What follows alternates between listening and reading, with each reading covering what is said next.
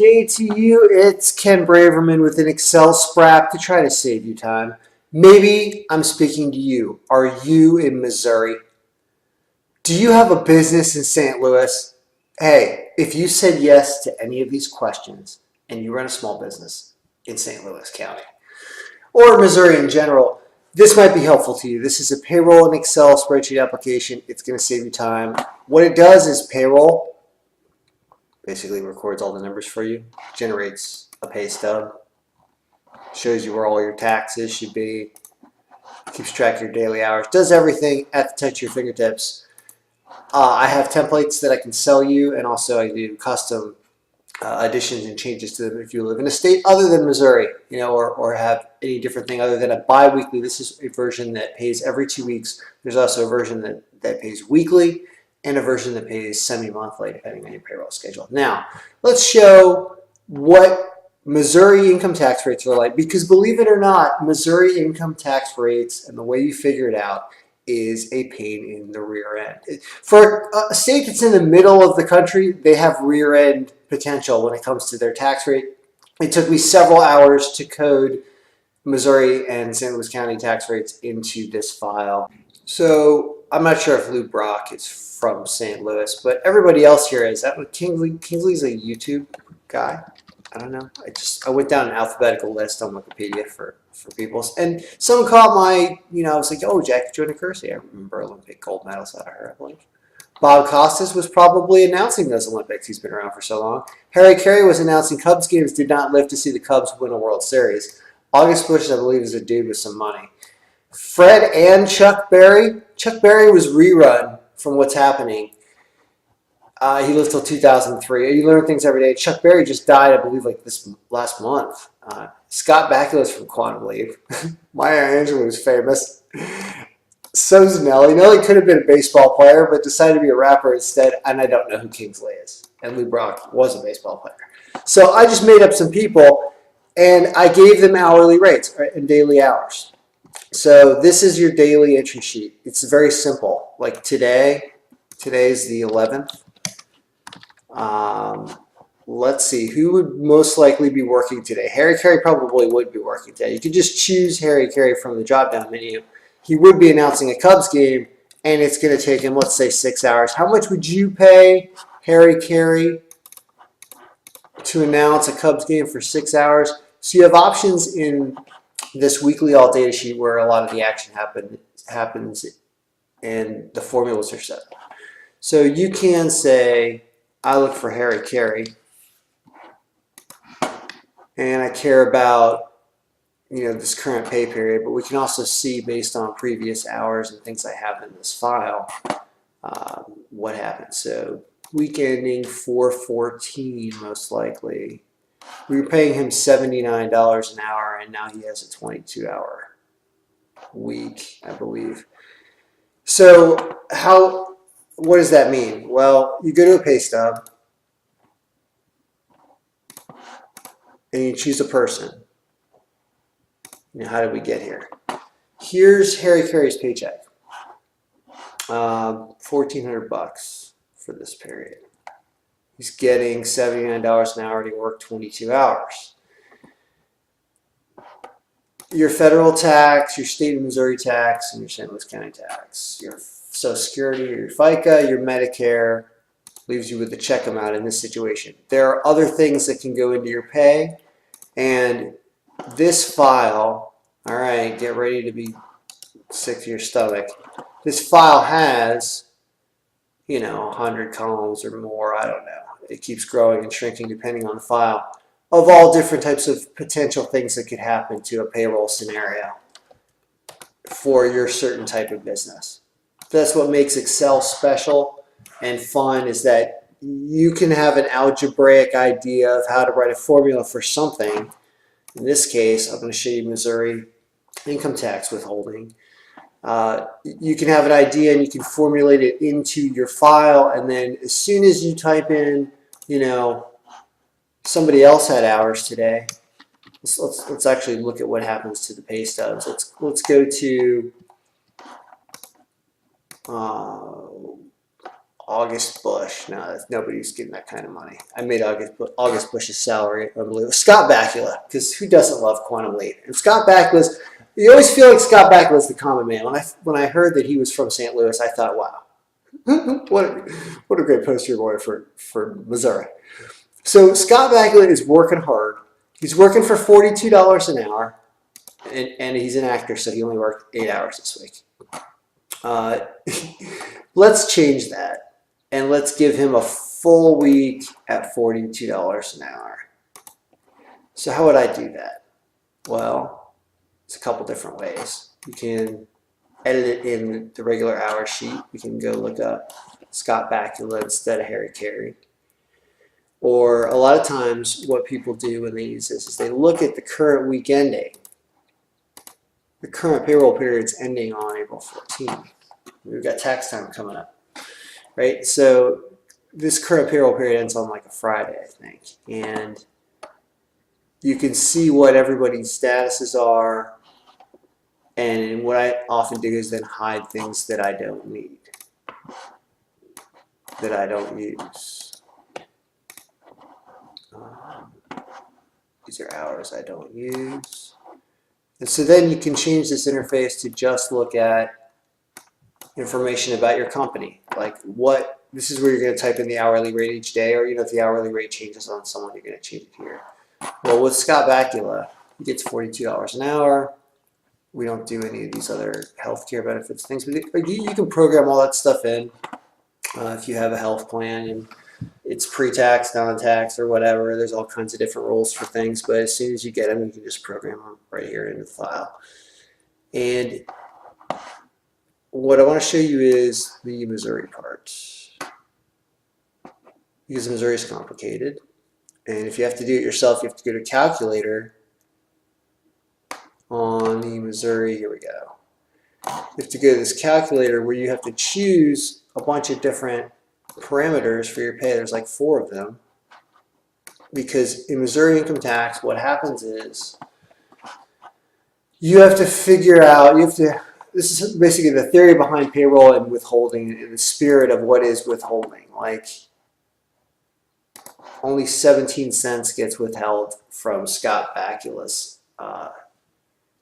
check if he only worked 8 hours, $42 an hour. The reason for that is Missouri taxes you based on these things. They want you to annualize what they think your entire year income is going to be based on this one paycheck. So they think Scott Bakula is not going to make a lot of money this year because he's only grossing $336 every 2 weeks. So he's making like $168 or something gross every week. That's not going to fly, right? That's an average of 4 hours a week. So he's not going to make a lot of money. So he's not going to have to pay a lot of Missouri state tax, because when you annualize out his deductions and his status, he wouldn't have any taxable money left. And if you do have taxable money left over, called Missouri taxable wages, it has all these different layers, really small amounts of money. This is the BiWeekly schedule. So if you pay by, if you pay every week, or if you pay semi-monthly, there's different numbers that go into this thing, and then we change the formula in the file. But like the first 39 bucks gets charged 1.5%. So you only pay 59 cents on that part. And then the next $77 to 39, the next $37.99 gets taxed at 2%. Then this weird goes up by 0.5% for really small amounts of money. And this is the running total amount of tax due that you owe based on different ranges of what your taxable income is. But everything over 349 bucks is taxed at 6%. So that's really the effective rate on most income, you would think, for most people. The rest of this is a very small range of money. So anyway, this table can be adjusted and changed for whatever your payroll period is. But what it does is it looks at, I have these different formulas I set up to do the calculation. This is how complicated it is. Missouri, most states, some states don't even have state tax, which is awesome. But states that do have state tax, I usually only have to spend like 2 or 3 columns on doing the formula. I have to do like 5 or 6 even for this. And I'll show you why. All right, we'll get this done. So what's going on? Let's start at the beginning, I guess. Let's look for, I'll show you what we're going to do with Scott Bakula, right? So we're going to give Scott Bakula another 32 hours for some reason. So for this week, because this essentially puts 32 hours into that week. You can see it change here. Scott Bakula, we're going to just show Scott. He now has 40 hours for the week, and all of a sudden, a lot of his wages and stuff are going to change. His new pay stub, for example, shows that he has $64 in Missouri state tax taken out now. And he's grossing $1,680. So what does that change? This is a more higher paid employee. You can see how the numbers really pan out. So he has Missouri deductions.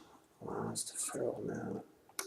So you end up with an annualized taxable. We'll have to look at these just one by one as they make sense in order. So the theory behind how the tax structure works and why it works, or the point of it, is to take your annualized income, say what does Scott make in a year? If he grosses $1,680 in every biweekly paycheck, he's going to be making 26 times that over the year, because there's 26 biweekly, 52-week year, 26 biweekly paychecks. So his annual income is $43,680.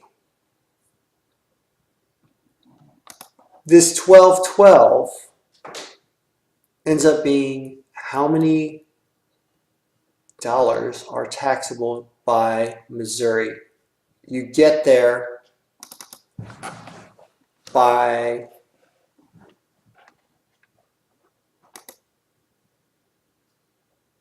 taking the annualized income and subtracting out your allowances and your deductions for Missouri that are allowed by Missouri. And then you divide that number by 26 to get the amount per pay period that's taxable, which is this.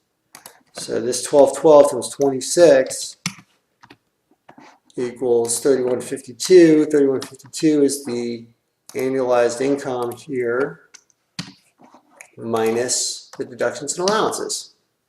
Okay? See where I'm at? So this is your per pay period taxable.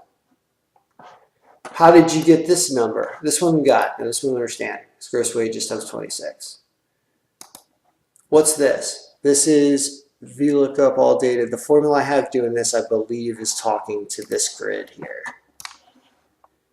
And it's figuring out based on the person's allowances and such. As VLOOKUP A115 says, look up the employee from the employee data sheet and pick out R1. It's actually giving you this number right here. And so what this number is using the answers to these questions to talk to this matrix and this matrix, I believe, to figure out how much you're allowed to pull out as a deduction allowance amount from their account. The way you do that is, this one's a little complicated in here, but not too bad. Let's look up. This is false. This is false. What I did here is you're looking for what filing status the person put, because they have different deductions based on what their status is and how many deductions they chose. Okay, so they're choosing two things here: their Missouri state exemption number on their Missouri W-4 and their filing status. If their filing status is single, they get to knock off $6,350 just being a standard person from their taxable income. So this number here is at least $6,350 if you're single and even have no deductions, just because that's your standard. Then however many allowances you have on your Missouri W-4, you multiply by 2,100 for the first one, and then you get 1,200 for each additional one. Okay? Annoying, right? Same idea for married and your spouse works, they give you the same numbers. If your spouse does not work, they essentially give you a higher standard deduction. And the first allowance is 2,100, and then the second allowance is also 2,100, which I don't have on here, but I have it coded in my formula. So that's why that's in yellow, is there's actually a second allowance of 1,200, and then all the additional ones are 1,200 after that.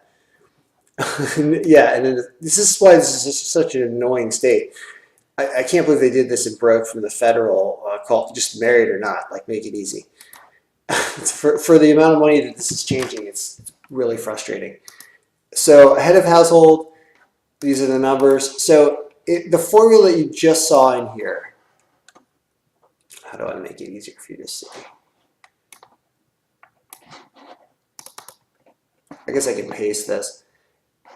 This MO allowance is the name of the range, and this is a VLOOKUP number for column 2. So it's basically saying, you know, look up something here and give me this number, look up something here and give me this number, look up something here and give me this number, based on how many allowances I have.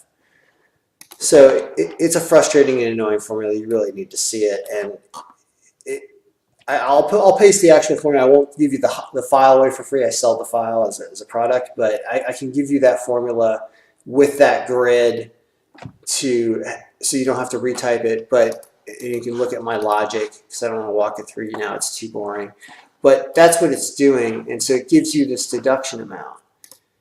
And then I bring that deduction amount here, and then all of a sudden all you have to do is do this formula, which is also complicated, which is the final Missouri tax formula. This thing, I know this is just for such small amounts of money. Every one of these additional nested ifs in this formula has to do with one of those changes in percentages that is charged against in this thing here. Like every one of those ifs has to be like, if the dollar amount is less than this, do this. If it's less than 77, then you have to add 59 cents to the amount of 2% less 59 between 77 and 39. It's so annoying. Okay, it's a horrible, horrible formula. I will definitely paste this for you to look at. And now, what does it mean though? It's looking at the cell of like, what's the Missouri taxable wages? In this case, what's 1212, right? And it's, what do you do to that 1212? Well, if that 1212 was anywhere here, if it was less than 39, then you're going to multiply 1.5% times the amount. If it was less than but if it's not less than 39, you go to the next one. If it's less than 77, you want to do what? If it's less than 77, which is what max 2 was called there. Max 2, this is a named range. I named that cell max 2. How do I know it's 77? Click on it. Up here in the range bar, way up here in the top left of the range bar, it gives you what the name of the cell is. If you named it, you can do that by right-clicking. Define name, and I would type underscore max 2. That's how I made that happen. Actually did it a quicker way, which I'll tell you later. But so all that stuff in there, that's what these names are. These max, the cumulative amount of tax that needs to be withheld. Come 1. Come 1, come 2. I feel it coming. Yes, you feel that withholding amount coming. And that's what this total is this running total of what's supposed to be withheld at each one of these levels of threshold of amount of taxable amount. And most of it's going to be above 349. I feel like either you're not going to be on this list at all, or you're going to be over 349 most of the time. Because what? Because this is every bi-week. This time 26. This is $9,000 range of tax. They screw with the first $10,000 of taxable income. So if you're anywhere between 0 and 10,000 in taxable income for Missouri, this is all annoyance over $12. per pay period of tax withheld, which for this amount of formula writing, I think is absolutely insane. But that's where we are. And this number, I've been testing it against the Missouri income tax calculator website. It works. So what you end up with is awesome pivot tables that you can then totally change your life and understand how your business works and say, well, what kind of, I'm going to need to pay, I paid 1.7 million in payroll this year. How much did I pay so far in Q1? I paid 375,000. You can start doing things like adding slicers for everything you want to. You can do it for week ending. You can do it. A slicer gives you a visual bubble filter that makes life easier. So, for example, like the current payroll period right now is week ending, 14th of April? You can always change these pivot tables around to generate any report that you want. For example, I'm going to do this by week ending, and then by, I don't know, this paycheck comes out on the 20th. We could show subtotals or not. You really have total, complete control over anything you want to show. Like I'm set to pay $106,000 to my employees this week in my fictional business. I mean, thank God Chuck Berry is dead, and a lot of these people are dead on here. My Angela's dead. Scott Backless is still kicking, and Bob Costas, and YouTube Kingsley. Apparently, YouTube Kingsley does not have any wages this period. Bummer. Maybe he's upset with all the changes in YouTube's ad policies lately coming down. So you're also going to have unemployment reports. I'll get everything. Anyway, if you're interested in getting one of these payroll files for your small business, I sell the core template for $50, and then I do enhancements to it thereafter. It's so much better than every other service out there. People absolutely love it, and it's one of the reasons I do videos. I haven't done any in a long time for payroll, and I really should do more because I think this product is the most beneficial product. The meaningfulness it has had to people that use it is greater than any other thing I've ever built, and I understand why, because getting control of your business and really understanding how to change one thing and have it refresh and filter through and have control of your numbers and everything, it's really important for your peace of mind.